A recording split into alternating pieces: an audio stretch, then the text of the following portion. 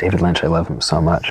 Yeah, I mean, Lynch is just one of those who, he opens the medium up for you, you know? Like you watch a Lynch film and you realize, oh, like there's so much that can be done. His stuff is so textural, and it's so what he's always done with sound design. I mean, since his shorts, it's so exciting. And what he was doing with ambient sound and just, I mean, it's really unlike anything I've seen from anybody else, and there are a lot of imitators. But, you know, my favorite is Blue Velvet and Mulholland Drive. Like, those for me are the perfect, like, emblems. And I know he says that Eraserhead is his most spiritual film, and that makes a lot of sense to me, but in a way that you can't really articulate, and he certainly won't. Yeah. The world building in that film is really unlike anything else, except for maybe other Lynch films. But The Lady in the Radiator really shouldn't work. Like, there's something just, you know, so much of Lynch is sort of like deliberately wrong, which he does a lot of in Twin Peaks: The Return.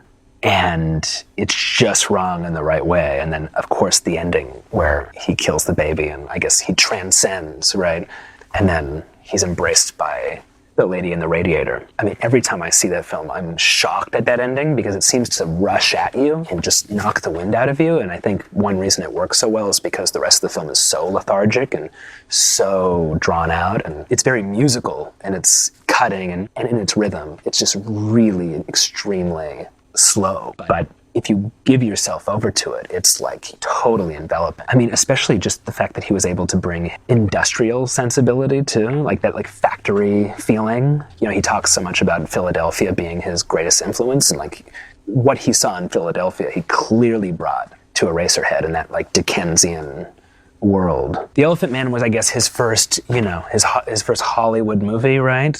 Which is so funny to think about because it's amazing. He was nominated for all those Oscars. I know that Mel Brooks is the one who gave him that job, which is another reason I love Mel Brooks, who also is responsible for Cronenberg doing The Fly. So Mel Brooks he's the best. But that film is filled with uncanny stuff. The opening with the woman being ravaged by the elephant and just her head kind of going back and forth with the what do you call it? It's that thing that Wong Kar-wai does in post. I'm forgetting. But the sound design there is incredible. And then the end of the film is like really startling, which becomes like, I mean, it's no surprise like that the ending of Elephant Man is like this like cosmic thing, because they always are. It's really, his signature is all over it. And it's really, that movie's on another planet.